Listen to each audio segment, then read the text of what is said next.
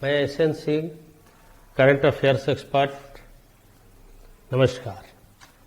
आज BPSC PT current affairs के परिप्रेक्ष्य में जनवरी 2022 का इकोनॉमी की चर्चा करूंगा। संयोग की बात है कि कल बजट भी पेश हुआ है 2022-23 का।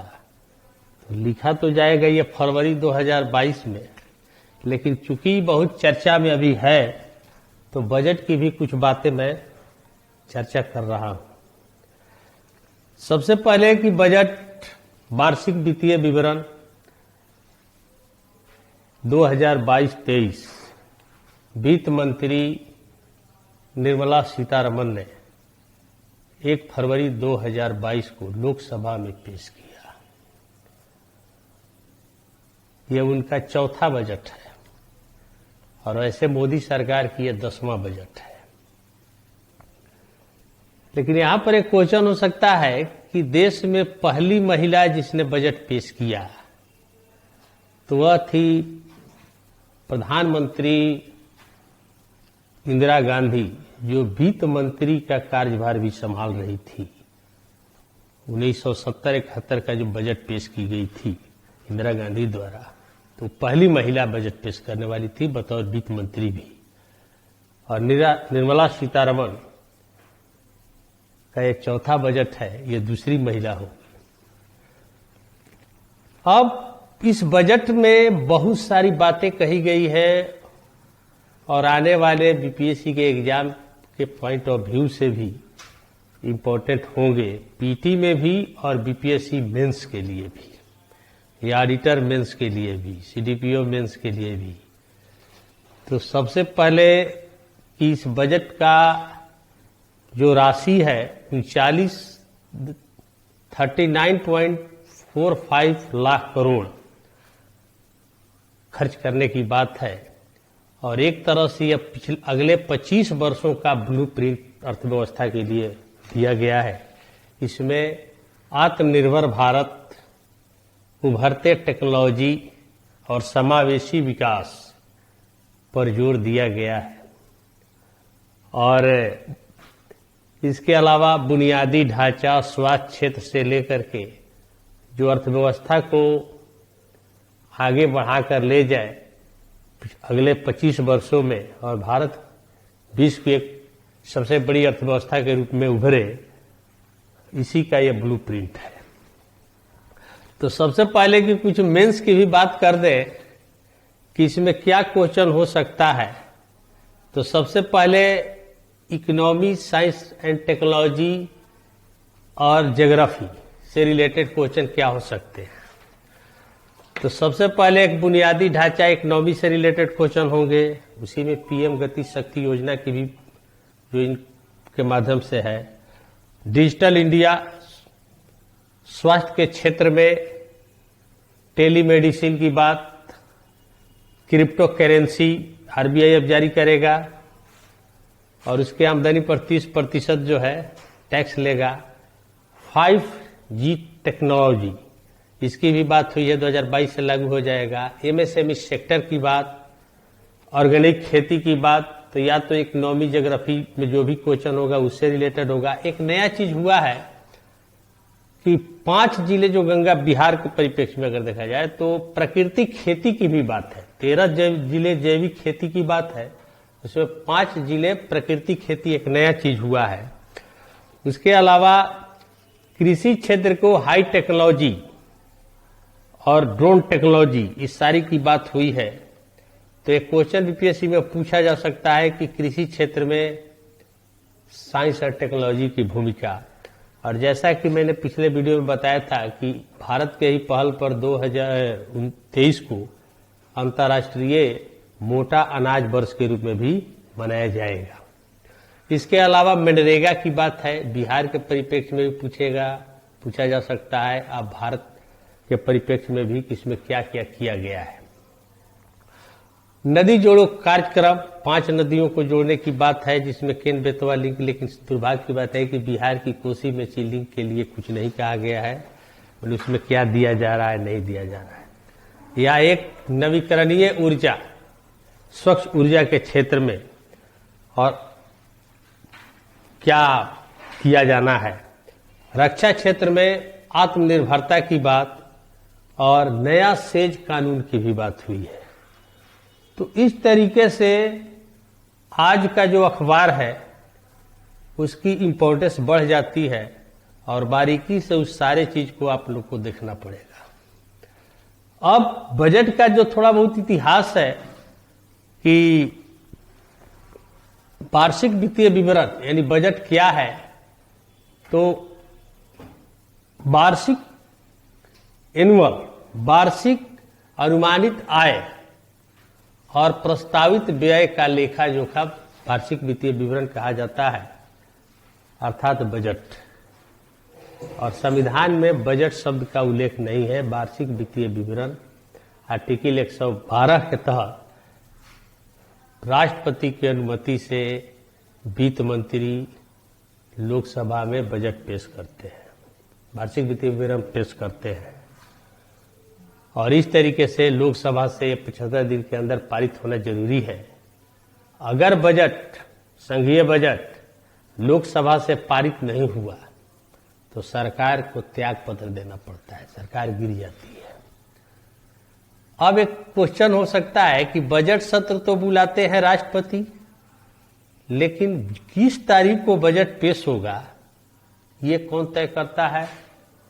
तो कभी कभी कंफ्यूजन भी हो सकता है। तो डेट तय करना है या बजट सत्र या संसद सत्र कब से चलेगा यह प्रधानमंत्री करता है। आप याद कीजिए कि पहले फरवरी के लास्ट में बजट पेश होते थे, लेकिन अब 1 फरवरी को बजट पेश होने लगा। क्यों? यह प्रधानमंत्री ने तय किया। पहले शाम में बजट पेश होती थी, लेकिन अटल बिहारी वाजपेयी की सरकार ने दिन के 11 बजे बजट पेश करना शुरू किया। तो यह प्रधानमंत्री सरकार तय करती है, लेकिन आहूत किया जाएगा यानी बुलाया किसके द्वारा जाएगा संसद का सत्र, तो यह राष्ट्रपति द्वारा बुलाया जाएगा। तो पहली बार वार्षिक वित्तीय विवरण कौन पेश किया विश्व इतिहास में? तो सबसे पहले ब्रिटेन के प्रधानमंत्री और बतौर वित्त मंत्री रॉबर्ट बालपोल ने 1733 में वार्षिक वित्तीय विवरण पेश किया था ब्रिटिश हाउस ऑफ कॉमन्स में। उसके बाद भारत में गवर्नर जनरल और लॉर्ड कैनिंग के समय में गवर्नर जनरल काउंसिल में वित्त विशेषज्ञ थे जेम्स विल्सन, आर्थिक विशेषज्ञ थे, जिन्होंने 18 फरवरी 1860 को गवर्नर जनरल काउंसिल में बजट पेश किया था, वार्षिक वित्तीय विवरण पेश किया था। और जेम्स विल्सन ही भारतीय बजट के जनक कहे जाते हैं। और आश्चर्य की बात है कि जेम्स विल्सन की मृत्यु जब हुई तो उनको यहीं पर दफनाया गया था, तो कलकत्ता में ही इनकी समाधि है। अब एक क्वेश्चन होता है कि सब शुरू में बजट और रेल बजट एक साथ पेश होता था, लेकिन 1918 में रेलवे पर एक कमेटी बनी, एडवर्ड एकवर्थ कमेटी, जिसने 1921 में रिपोर्ट दिया कि आम बजट से रेल बजट को अलग कर दिया जाए। और 20 सितंबर 1924 को आम बजट से रेल बजट को अलग कर दिया गया और 3 फरवरी 1925 को पहली बार स्वतंत्र रूप से रेल बजट पेश किया गया। ये बहुत कंफ्यूजन होता है कि 21 है, 24 है, 25 है, इसीलिए मैंने डेट सहित बोला आप लोगों के लिए। अब फिर आगे चलकर क्या होता है कि एक और कमेटी बनती है, विवेक देवराय कमेटी, जिसने सिफारिश किया कि आम बजट और रेल बजट को एक कर दिया जाए। और वित्त मंत्री अरुण जेटली पहली बार आम बजट और रेल बजट को 2017 में एक करके पेश किया था। तो इस तरीके से बजट की बात होती है। और स्वतंत्र भारत का पहला बजट कौन पेश किया था? तो भारत के प्रथम वित्त मंत्री थे आर.के. शनमुगम सेठी ने नवंबर 1947 में अंतरिम बजट पेश किया। और रेलवे बजट जो है स्वतंत्र भारत का तो 1947 में कोई रेल मंत्री पेश नहीं किया था, बल्कि यातायात विभाग के एक वरिष्ठ सदस्य थे जॉन मथाई ने पेश किया था। तो आगे चलकर रेल मंत्री जो बने वे रेलवे बजट पेश किए थे स्वतंत्र भारत का। तो इस तरीके से बजट से रिलेटेड कुछ ऐतिहासिक बात हुआ है। सबसे ज्यादा बार जब बजट कौन पेश किया तो मोरारजी देसाई 10 बार बजट पेश किए थे, क्योंकि वे 10 बार वित्त मंत्री रहे थे। तो इस तरीके से बजट का कुछ बारे में मैंने चर्चा कर दिया। लेकिन अब जनवरी इकोनॉमी की जहां तक बात है, 1 जनवरी नीति आयोग के गठन का 2022 में 7वीं वर्षगांठ, 16 जनवरी पहली बार नेशनल स्टार्टअप डे के रूप में मनाया गया, क्योंकि 16 जनवरी को ही स्टार्टअप की शुरुआत हुई थी। स्टार्टअप इंडिया की शुरुआत हुई थी 16 जनवरी 2016 को प्रधानमंत्री नरेंद्र मोदी ने शुरू किया था। और एक 17 से 21 जनवरी वर्ल्ड इकोनॉमिक फोरम की वार्षिक बैठक स्विट्जरलैंड के डावोस में हुआ, उसको जिसका थीम था the state of the world. और इस तरीके से वर्चुअल रूप से प्रधानमंत्री नरेंद्र मोदी ने भी संबोधित किया था इस विषय पर। और इसके बाद एक क्रिप्टो करेंसी की भी खूब चर्चा हो रही है। और दूसरा वित्त मंत्रालय का एक संस्था है CMIE, उसने भी बेरोजगारी पर रिपोर्ट या अन्य भी छोटी छोटी बातें हैं, उसका हम जिक्र करेंगे। तो national institute for transforming India, राष्ट्रीय भारत परिवर्तन संस्थान का गठन योजना आयोग के स्थान पर 1 जनवरी 2015 को हुआ था, जिसके पदेना अध्यक्ष होते हैं प्रधानमंत्री, तो अभी वर्तमान में है प्रधानमंत्री नरेंद्र मोदी। और शुरू में इसके पहले उपाध्यक्ष थे अरविंद पनगढ़िया, लेकिन उनके त्याग पत्र देने के बाद अभी राजीव कुमार हैं। और मुख्य कार्यकारी अधिकारी यानी CEO अमिताभ कांत है। तो देखिए, नीति आयोग के हाल के दिनों में हमेशा इंडेक्स को लेकर के चर्चा है। आकांक्षी जिले से लेकर विभिन्न क्षेत्रों में ये इंडेक्स जारी करता है। भारत के विकास के लिए एक ब्लूप्रिंट भी कई बार जारी किया है। एक 2018 में, दिसंबर 2018 में इंडिया एट 75 की विकास रणनीति पेश किया था। पेश तो किया था कि 2022 तक देश के विकास दर में 8.9% की वृद्धि होगी।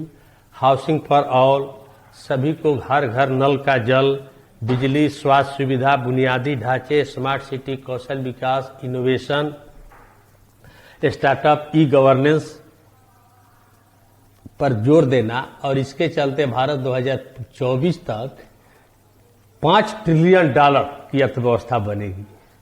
लेकिन दुर्भाग्य से 2020-21 कोरोना महामारी के आघात से भारत की अर्थव्यवस्था उस रफ्तार से नहीं बढ़ी।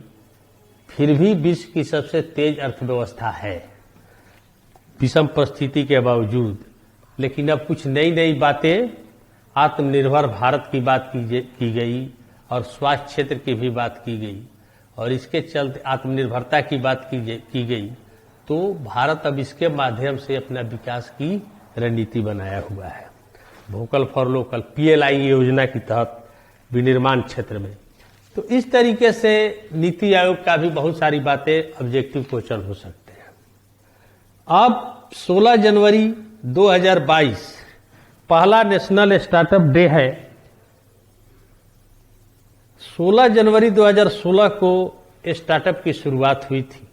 उसी की याद में प्रधानमंत्री नरेंद्र मोदी 16 जनवरी को नेशनल स्टार्टअप डे की बात की, और पहला नेशनल स्टार्टअप डे 16 जनवरी 2022 को मना, और इसका 6 साल पूरा हुआ है। स्टार्टअप यानी इनोवेटिव, आधुनिक टेक्नोलॉजी तथा नए अवसरों पर आधारित जो उद्यम होते हैं उसे स्टार्टअप कहे जाते हैं। अच्छा, बिहार सरकार भी 1 सितंबर 2017 को बिहार स्टार्टअप पॉलिसी की शुरुआत की थी। आज पिछले 6 वर्षों में देश में 60,000 से अधिक स्टार्टअप इकाइयां हैं और आज 80 ऐसे स्टार्टअप हैं जो यूनिकॉर्न श्रेणी में आते हैं। यूनिकॉर्न श्रेणी उस श्रेणी को कहते हैं ऐसे उद्यमों को जिन उद्यमों का मूल्य $1 अरब से अधिक होते हैं, उसको यूनिकॉर्न कहे जाते हैं, जो अभी 80 ऐसे स्टार्टअप है। आज भारत दुनिया में स्टार्टअप में तीसरे स्थान पर है। तो इस तरीके से स्टार्टअप पर आजकल जोर दिया जा रहा है हर क्षेत्र में। और पिछले 1 साल में तो 42 यूनिकॉर्न $1 अरब से अधिक मूल्य वाली इकाइयां बनी। अब तीसरा टॉपिक है 17 से 21 जनवरी वर्ल्ड इकोनॉमिक फोरम की वार्षिक बैठक वर्चुअल रूप से हुआ और उसको प्रधानमंत्री यूएनओ महासचिव एंटोनियो गुटेरेस ने भी संबोधित किया था। चीन के राष्ट्रपति भी शी जिनपिंग भी संबोधित किए थे और भारत के प्रधानमंत्री नरेंद्र मोदी ने भी इस विषय पर the state of the world विषय पर संबोधन किए थे और इसमें उन्होंने बहुत सारी बात की और उन्होंने क्रिप्टो करेंसी की चुनौतियों की भी चर्चा की, कोविड महामारी की स्थिति में विश्व की अर्थव्यवस्था की भी चर्चा की, इन्फ्लेशन की चर्चा की, सप्लाई चेन की भी चर्चा की, ग्लोबल वार्मिंग की चर्चा की और बहुपक्षीय संगठन में सुधार की भी मांग की कि प्रासंगिकता है, जरूरी है। और 3P दृष्टिकोण रखा, प्रो प्लैनेट पीपुल। और कोरोना काल में दुनिया को भारत से बहुत ज्यादा उम्मीद है और उन्होंने 1 अर्थ 1 हेल्थ की बात की और इसके चलते भारत विश्व में दवाइयों का बहुत बड़ा खेप विश्व के देशों को भेजा और दुनिया का भारत तीसरा दवा उत्पादक देश भी बन गया है। और उन्होंने एक चीज और कहा कि भारत ने दुनिया को खूबसूरत उपहार बुके ऑफ होप दिया है, उम्मीदों के गुलदस्ता दिया है। इस गुलदस्ते में हम भारतीयों का लोकतंत्र पर अटूट विश्वास, यानी भारत में डेमोक्रेसी है। इस बुके में है 21वीं सदी को सशक्त करने वाली तकनीक। टेक्नोलॉजी पर भी भारत जोर दे रहा है। आज उसी टेक्नोलॉजी के माध्यम से 1 साल में टीका बनाया और आज तक 75% से अधिक लोगों का टीकाकरण हो गया। इस बुके में है भारतीयों का मिजाज, टेम्परामेंट और हम भारतीयों की प्रतिभा।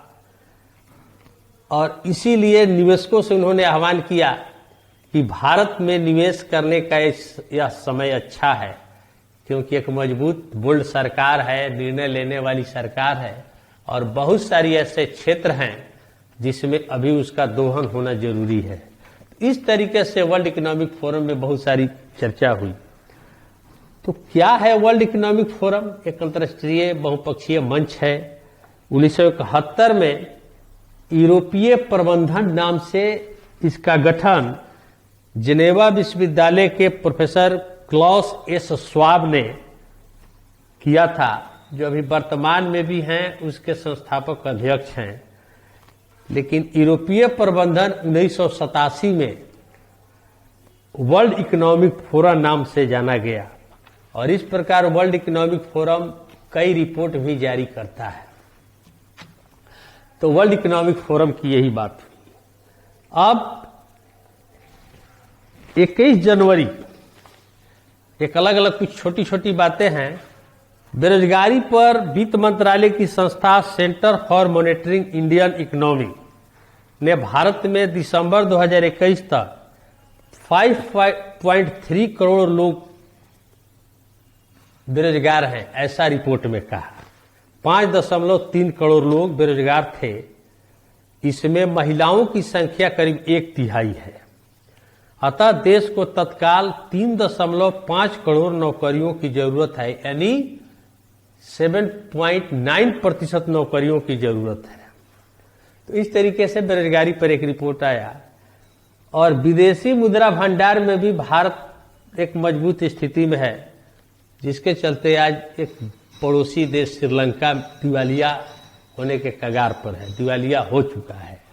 हाल में विदेश मंत्रालय ने संसद में प्रस्तुत रिपोर्ट के मुताबिक भारत के पास दुनिया का चौथा सबसे बड़ा विदेशी भंडार है। पहला चीन, दूसरा जापान, तीसरा स्विट्जरलैंड। 10 दिसंबर 2021 तक भारत का विदेशी मुद्रा भंडार 6.35 अरब डॉलर से अधिक है। 2020-21 में एफडीआई 19% बढ़कर 59.64 अरब डॉलर हो गया।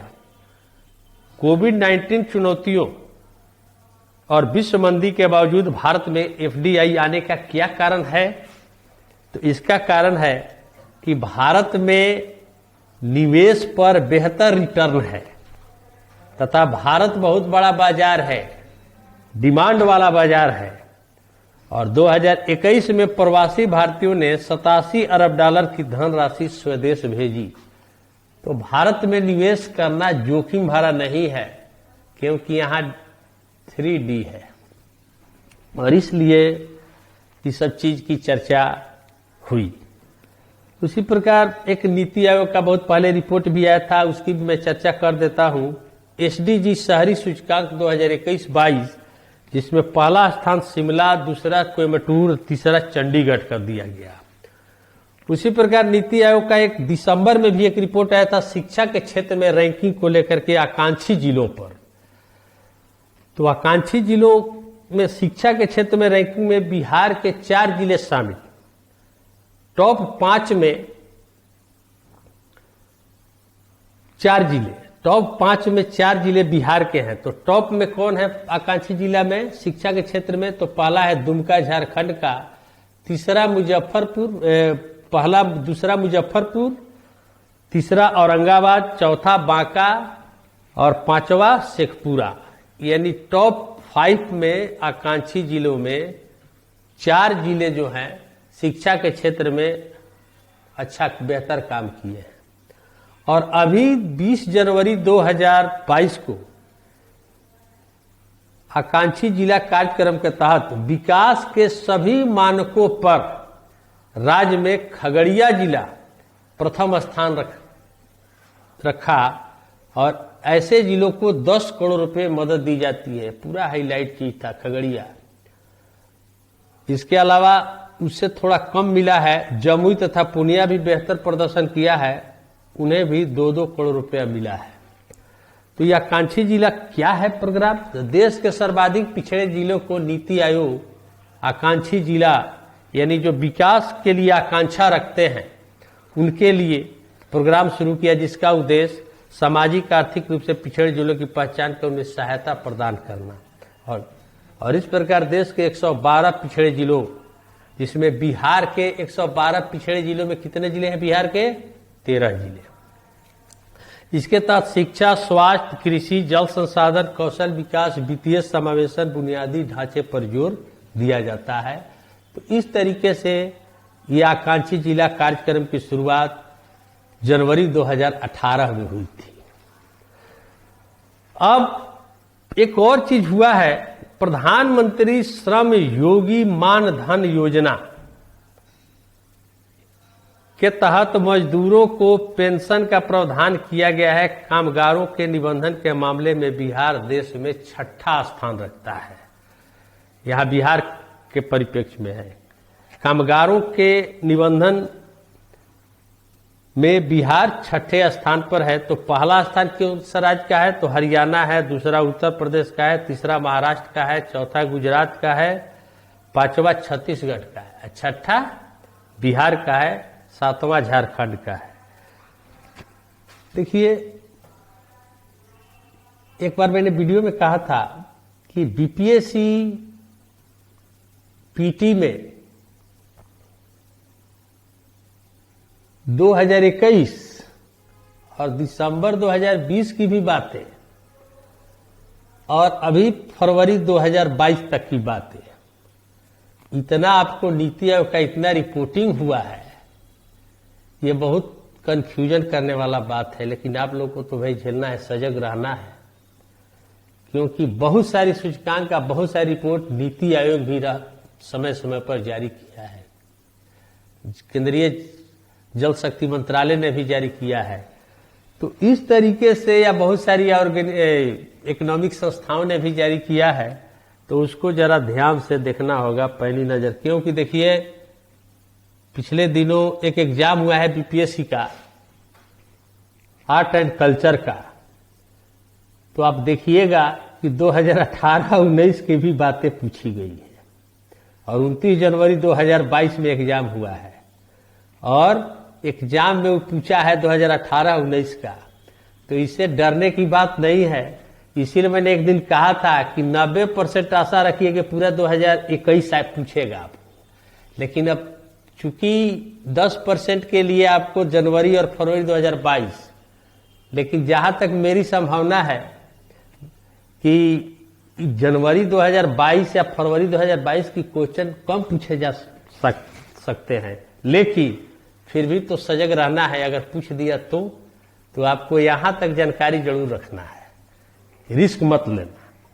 तो इस तरीके से तैयारी पूरी तरह से करते रहिए। अब समय मिल गया है 3 महीने का, अब उसी को इसी तरह जाया मत कीजिए, क्योंकि देख रहे हैं कि जिस तरीके से टेम्पो बना हुआ था दिसंबर तक, तो स्टूडेंट में एक तरह से एक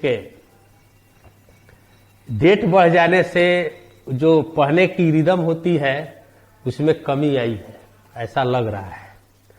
अब आइए मनरेगा। एक तो बजट में भी मनरेगा की चर्चा हुई है, 73,000 करोड़ रुपए की राशि दी गई है, लेकिन बिहार मनरेगा का क्या आंकड़ा है ये जारी हुआ है। अब जानते हैं कि महात्मा गांधी नरेगा की शुरुआत 2 फरवरी 2016 को प्रधानमंत्री डॉक्टर मनमोहन सिंह ने अनंतपुर जिले आंध्र प्रदेश, तत्कालीन आंध्र प्रदेश के अनंतपुर जिले से किए थे।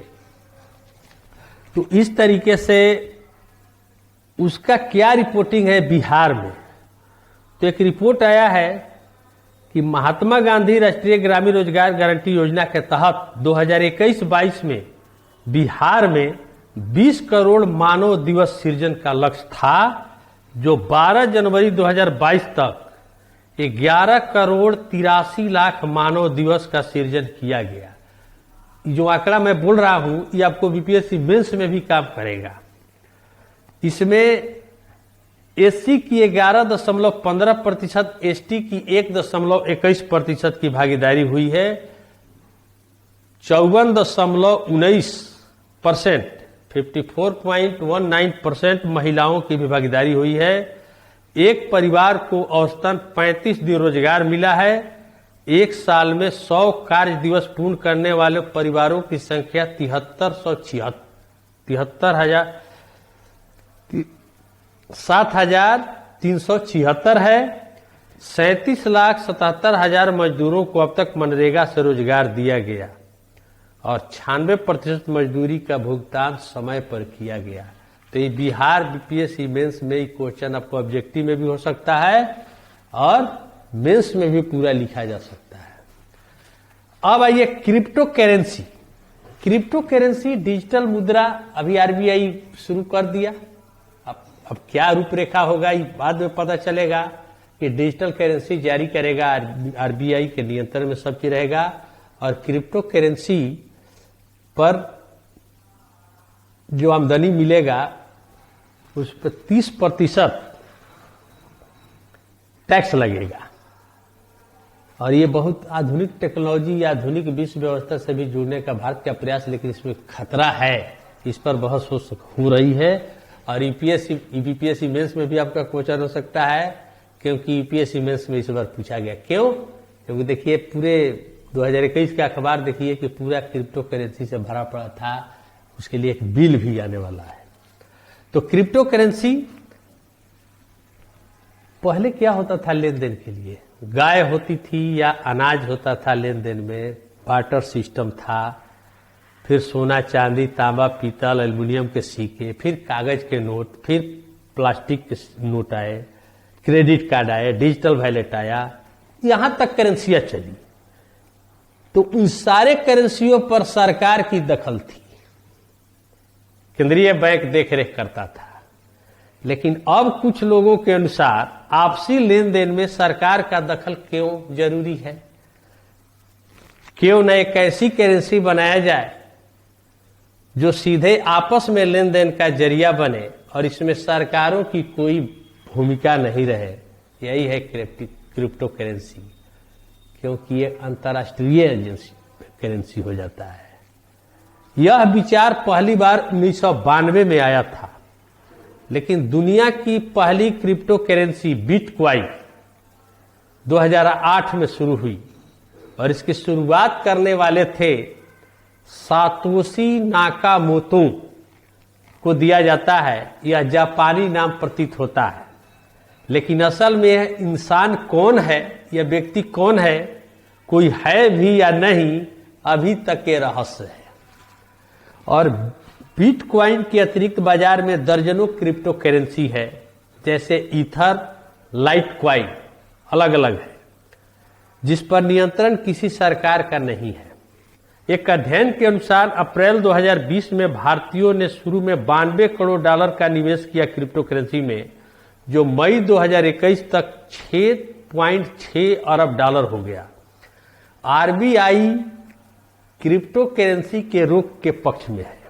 आरबीआई का तर्क यह है कि यह क्रिप्टो करेंसी किसी भी अर्थव्यवस्था में ब्याज दरों से लेकर उत्पादकता तक पर बुरा प्रभाव डाल सकता है। इसे नियंत्रित करना बहुत मुश्किल होगा। अप्रैल 2018 में आरबीआई ने ऐसी डिजिटल मुद्राओं के खरीद बिक्री पर प्रतिबंध लगा दिया था जो किसी सरकार या केंद्रीय बैंक के नियमन के अधीन नहीं है। मार्च 2021 में सुप्रीम कोर्ट ने इस पाबंदी को खारिज कर दिया।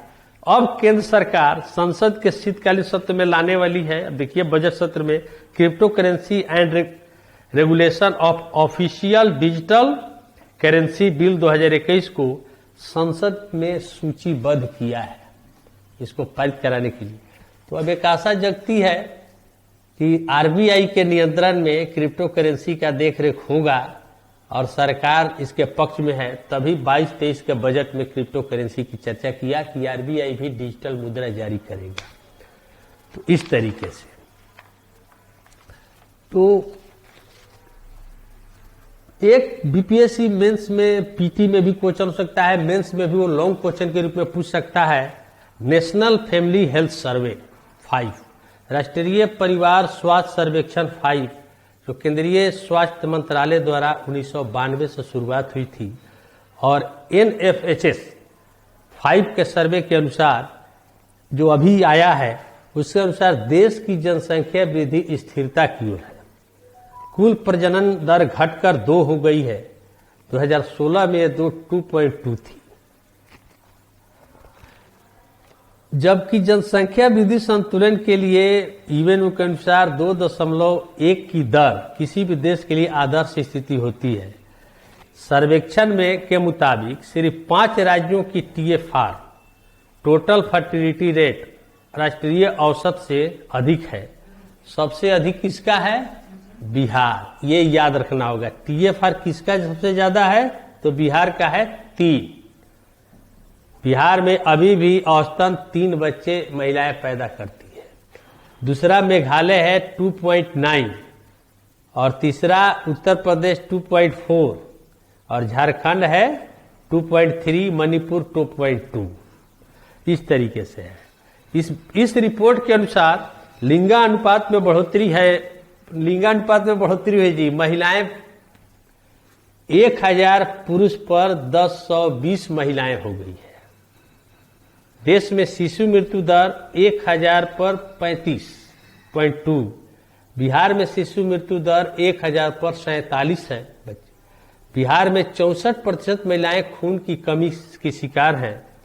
रिपोर्ट में देश में 26% बच्चे तथा 30% बच्चियां कुपोषित हैं और देश में महिला साक्षरता दर 71.5% और पुरुष साक्षरता दर 84.4%। ये इसका भी आंकड़ा याद रखना पड़ेगा। और एक जैविक खेती की चर्चा तो हो ही रही थी, अब एक जीरो बजट कृषि यानी प्राकृतिक खेती की भी चर्चा हो रही है। प्रधानमंत्री नरेंद्र मोदी ने भी राज्यों को कहा था कि प्राकृतिक खेती पर जोर दीजिए, और बजट में भी गंगा तट के कई जिलों को प्राकृतिक खेती के लिए चूज किया गया है, क्योंकि इसे कृषि क्षेत्र में हलचल तेज हो गई है। केंद्र सरकार रासायनिक और जैविक खेती की जगह प्राकृतिक खेती पर विचार कर रही है। विचार क्या कर रही है? बजट में घोषणा भी कर चुकी है। प्राकृतिक खेती में हाइब्रिड बीज, रासायनिक खाद और कीटनाशक का उपयोग नहीं होगा। इसके स्थान पर प्राकृतिक और देसी संसाधनों से खेती करना है।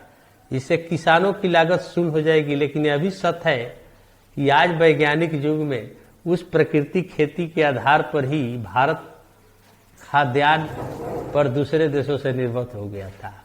और उसका क्या होगा जो भारतीय कृषि अनुसंधान परिषद द्वारा इतना हाइब्रिड बीज बनाया गया है,